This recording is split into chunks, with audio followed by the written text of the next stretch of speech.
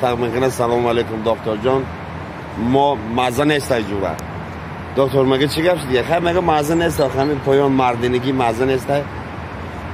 دکتر هم خیلی نگاه میکنه او تر وضعیتت بزه با اکی براتم پول نخواد وضعیتت بزه навор сохта шудагии бо дастгирии сайти 1xp дариҷа коэффициентҳои зиёд ва бонусҳои гуногунам меёбем ки силкаш дар комментария ҳамчунин агар бо промокоди ёвонӣ шумо регистратсия кунед барои пардохти аввалин тон 6500 рубл бонус медиҳанд.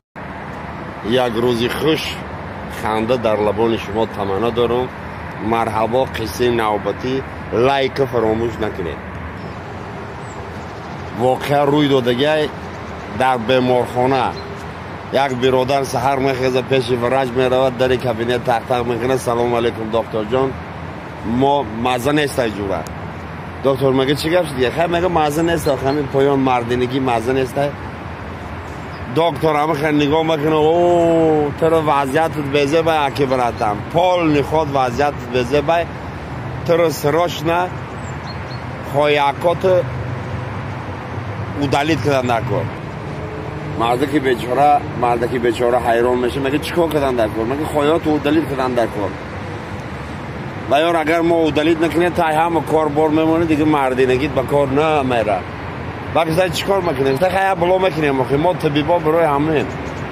میگن خواهیات مرده که چاق بکنن یا تاش دیگه شهری که چوبی میمونن یا تاش دو آهنی میگم برادر این هم خیلی حادثه هم خیلی روی داد ما یا تاش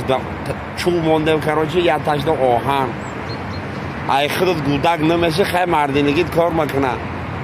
هم چی کاره که ای دست محمد کده مرده که بیچاره میره ای بین 7 سال میگذره 8 سال میگذره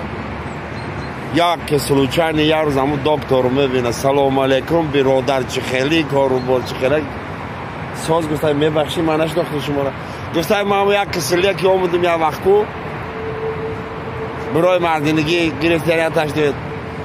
چون موندن یا تشدید آهن شکرانی الله هم ساز بچه ها من سازن تو گفتی ای تو گودک نمیشه نکه گودک شید دکتر چه خیلی فرزند دار سازن گفتن سازن بروتی نصیف یک رفته ترمیناتر حالی صدیق دای سلامت باش